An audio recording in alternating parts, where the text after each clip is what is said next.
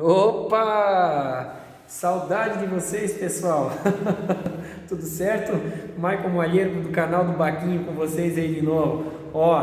Sparta Estúdio de Ginástica, minha academia, meu ambiente de trabalho aqui em Jaraguá do Sul, Santa Catarina.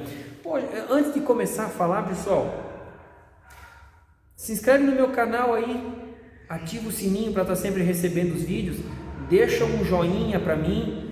E sempre deixa um recadinho para mim ter uma noção de como é que vocês estão junto comigo aí, se estão gostando, se não estão, porque eu só vou crescer, só vou poder expandir mais com a ajuda de vocês. Sozinho não vou conseguir nada não, vou precisar dessa força aí, tá bom? Então voltando lá, hoje eu vim contar para vocês a minha história no Karatê, por que eu comecei, né? E estou me mantendo até hoje no caminho e sigo ensinando também aqui no meu estúdio, na minha academia, no caso. Então assim, gente, quando eu comecei, deixa eu me ajeitar aqui, quando eu comecei a praticar karatê, foi por necessidade. Então, na minha infância, isso foi ali por o meu rascunho aqui, ó. Vocês sempre vão me ver com um roteirinho conversando com vocês. Então, quando eu comecei a praticar karatê, foi no ano de 1989. Eu nasci em 1979, mas eu comecei a aprender no ano de 1989. Eu comecei por necessidade. É diferente. As crianças hoje, né? As crianças hoje, os pais colocam para sair um pouco dos games, do celular, né? Não só karatê, mas qualquer outro esporte também, né? Mas na maioria a procura é para que as crianças realmente façam uma atividade física, né? E para mim foi diferente. Quando eu comecei foi por necessidade, porque da saída da casa até a escola, na escola e da escola até em casa sofria bullying. Eu não era um menino forte, não. Eu sempre fui um cara mais magrinho, tá? Pensa na infância então era um palitinho. Então os caras mais fortes descia a marreta na gente, e aquilo era triste, porque a minha mãe e o meu pai iam até a escola, conversavam com o professor, conversavam com o diretor, às vezes conversavam até com os pais dos meninos que mexiam com a gente, né? E a coisa não se resolvia. Então minha mãe, cansando de tudo aquilo, procurou uma escola de karatê para mim, me matriculou e eu comecei a treinar para aprender a se defender, não para sair batendo nos outros, mas para aprender a se defender. Mas com isso, se defendendo, acabava fazendo com que os agressores se afastassem de mim, no caso, né? Mas assim, ó, vamos por partes.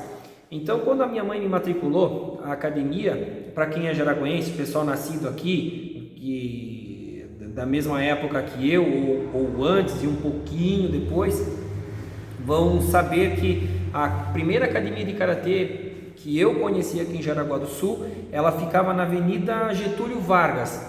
Então tinha o supermercado Riachuelo na época, e aí a academia ficava numa ruazinha do lado do supermercado Riachuelo.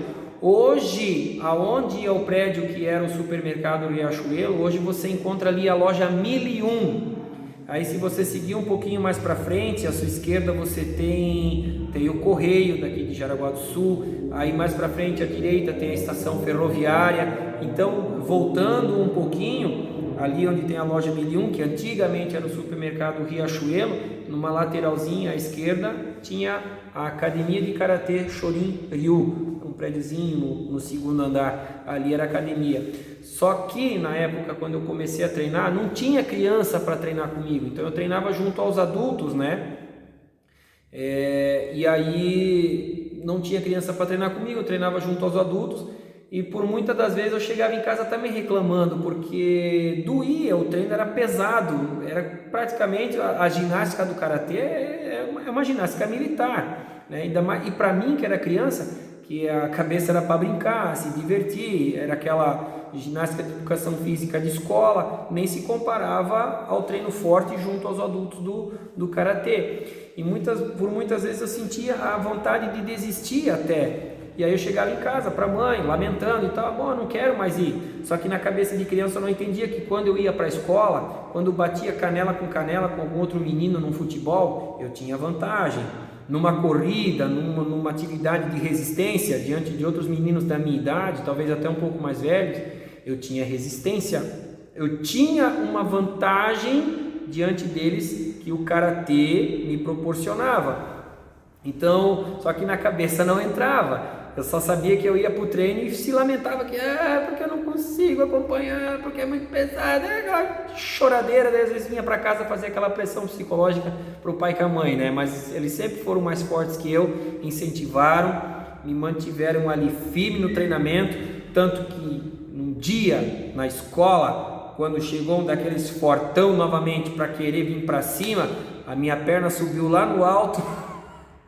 Para quem é praticante de karatê sabe, soltei aquele mawashi muito bem aplicado naquele cara e ele caiu o tombo dele, sentiu a dificuldade para ficar de pé e dali para frente os outros meninos começaram a me respeitar na escola, não mexiam mais comigo. Tinha um ou outro que vinha, mas ficava no receio, mas porém, eu sempre fui um menino de ficar na minha, entendeu? Eu não procurava encrenca, mas quando a encrenca vinha, aí a coisa ficava diferente, porque eu procurava sempre ficar conversando, deixa disso e tal, mas quando chegava no ato de vir tocar, aí a conversa era outra, né?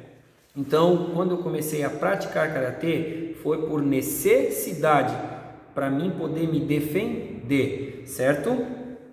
Então, até hoje eu sou praticante de tudo aquilo que aconteceu comigo no passado, eu absorvi para mim e hoje eu procuro passar para as minhas crianças e explicar para elas que, principalmente para as mais fortes, eu olho para elas e digo assim, olha, eu assisti uma vez um desenho, eu acho que era O Segredo dos Animais, o nome do desenho, e naquele desenho ali, entrou uma frase que ficou para mim para sempre. Aquela frase ela dizia assim, ó: um homem forte ele se cuida sozinho, o mais forte ele cuida de todos.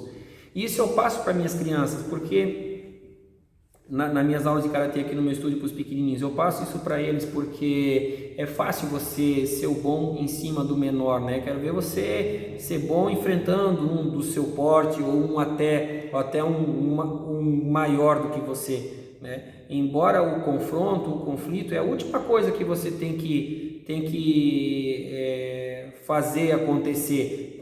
Enquanto você puder, não deixa disso, poder evitar, tenta. Agora, a partir do momento que tocou em você, veio para cima que você precisa se defender, aí você passa para outro patamar, né?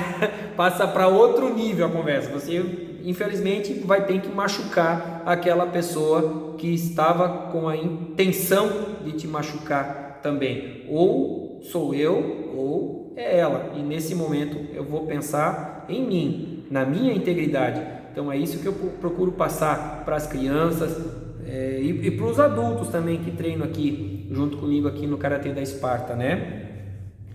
Então acho que agora essa parte ficou para lá, né? Tá aí o porquê de eu começar no karatê, foi por causa de necessidade para eu me defender e depois, agora adulto, graças a Deus, até muitos dos caras que a gente teve um confrontozinho no passado, hoje muitos deles até a gente é amigo, né? Porque é criança, cara, criança é aquela coisa assim, ó, dá uma briguinha, se desentendeu, daqui a pouco estão todos se cheirando. O pior são nossos pais, que daqui a pouco quando vão se conversar, por causa das besteirinhas, das encrencas da gente, que depois os adultos que ficam virando a cara um pro outro. Isso é um erro, não deveria ser assim, né?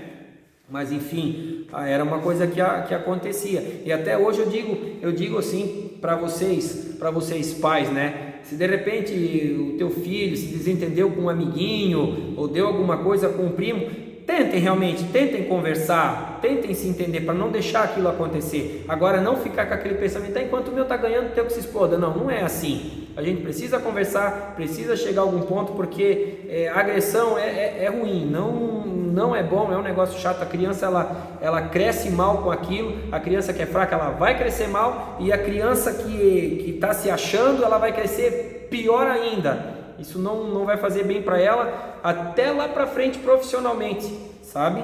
Não é bom. Vamos falar das minhas graduações um pouquinho, para não se estender muito, né? Então, quando você começa no Karatê, você começa com a faixa branca. Na minha história, quando eu comecei, eu não comecei já de kimono assim bonitinho, não.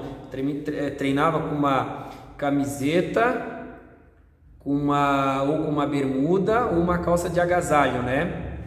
E aí, como eu não tinha kimono, meus pais, minha mãe lembrou que um irmão dela praticou karatê também na infância.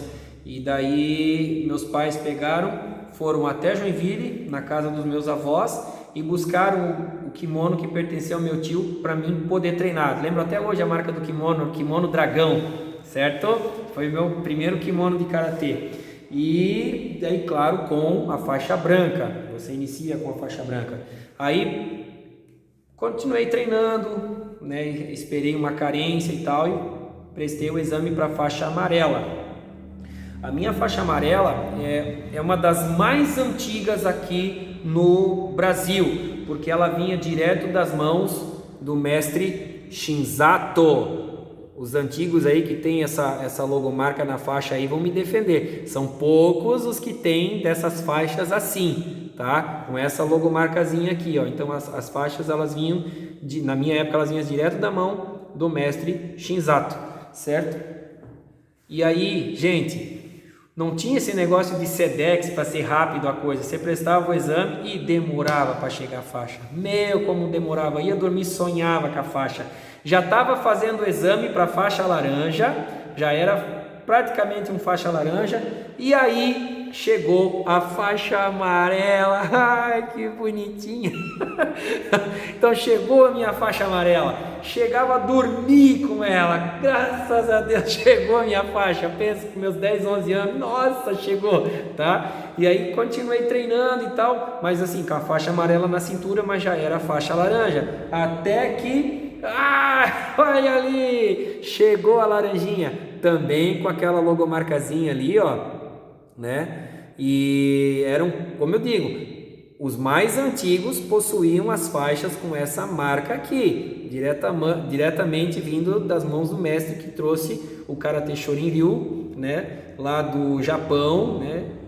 Para cá, pro Brasil, mestre Shinzato. Continuei treinando, me tornei faixa azul, olha só, treinava forte, hein? Aí a faixa tá até desbotadinha, eu tive até que colar com umas outras fitas aqui, não é faixa azul segundo dan não, eu só coloquei umas fitas aqui para não perder a logomarcazinha que tinha dela aqui, certo?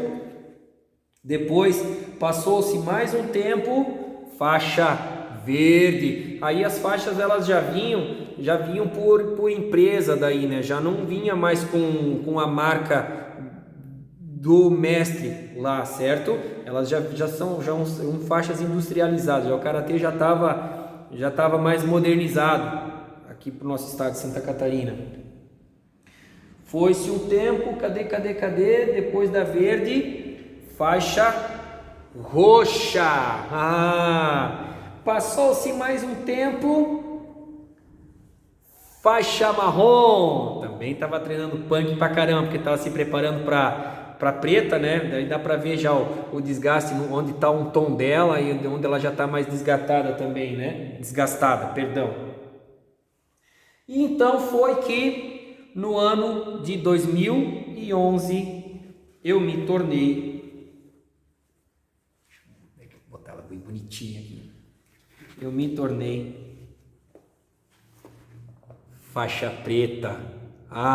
Que conquista, né? Demorou, Maicon, como demorou? Tu começou em 1989, tu foi receber a faixa preta só em 2011. Pois é, acontecem coisas na vida da gente, certo? Então eu sempre procuro passar para os meus alunos. A gente também não veio de família rica. Então chegou um ponto, karatê, só tinha aulas de karatê à noite. E eu tinha que fazer o meu segundo grau também. Então, ou eu trabalhava durante o dia, porque tinha que trabalhar, né? Não podia só depender dos meus pais, eu tenho mais 2 irmãos também, então eu tinha que trabalhar e fazer o meu segundo grau à noite. Então karatê, só tinha aulas de karatê à noite, então o karatê já tive que parar para poder trabalhar e terminar o meu segundo grau. Aí eu terminei o segundo grau, não aguentava mais sala de aula, precisava dar um tempo para a cabeça também, então eu continuei trabalhando no meu horário normal durante o dia e à noite eu voltei a treinar karatê. E aí foi-se um período, também tive que encerrar com o karatê porque eu senti a necessidade de fazer uma faculdade e foi onde eu optei por fazer a faculdade de educação física, né? Então foi mais 4 anos à noite, trabalhava durante o dia e à noite fazendo faculdade. Então, olha quanto tempo eu fiquei afastado do dojo, porém eu sempre treinei para mim em casa para não esquecer os meus katas, os movimentos, né, que precisam ser apresentados depois para questões de exame de faixa. E ainda assim, às vezes algumas coisas dava aqueles brancos, esqueciam, eram coisas que às vezes quando faltava numa faculdade, né, de algum feriado que tinha aula na academia do sensei, ia lá para poder reciclar, rever, para poder prestar exame, né? Tanto que já estamos em 2020, então 2011 eu recebi o primeiro Dan. Deixa eu explicar, né? Eu sou 4º Dan de karatê. Então você tem que respeitar algumas carências para receber os próximos, né? Então em 2011 eu me tornei 1º Dan, depois o 2º Dan em 2013, o 3º Dan em 2016 e o 4º Dan em 2019. Então eu comecei com 10 anos de idade e hoje eu estou com 40 anos sendo 4º Dan de karatê. Que trajetória, né? Que trajetória. Então é isso, pessoal, essa foi um resumo da minha história, né? É uma coisa que eu gosto muito de praticar, procuro sempre estar passando para os meus alunos o porquê de eu comecei, né? E tentar comparar com os porquês de que eles começaram a treinar também. Então são tempos bem diferentes, embora eu sempre procure explicar que um karateca, ele tem que ser diferente do mundo lá fora. A gente não procura estar em lugares onde a gente sabe que pode arranjar problemas. O bom karateca, o karateca consciente até ele evita lugares assim, né? Tem tanta coisa boa nesse mundo, tanta coisa legal para fazer, né? Então eu sempre procuro explicar que evitar estar em lugares onde você possa acabar tendo que usar daquilo que você aprendeu, né? Treinem aqui no dojo, eu digo para eles, treinem aqui. Quando você está com algum problema, está querendo desestressar alguma coisa, bota o capacete, bota a luvinha, faz a lutinha com seu colega, né? Lembrando que, claro, a gente treina como esporte, mas também tem o nosso lado de defesa pessoal, certo? Então, dentro da academia, da porta para dentro, você tem que socializar com seus amigos, treinar, lutar com respeito, mas da porta para fora, a história é outra. Se a agressão vem, você tem que reagir, né? Infelizmente, você tem que, antes que você se machuque, você vai ter que machucar aquele que está vindo com uma intenção ruim para cima de você. Infelizmente, por isso que a gente pratica arte marcial, para nossa saúde, para nossa qualidade de vida, mas também para se defender. Beleza, pessoal? Beijo no coração, a gente se vê no próximo vídeo. Tchau, tchau, gente!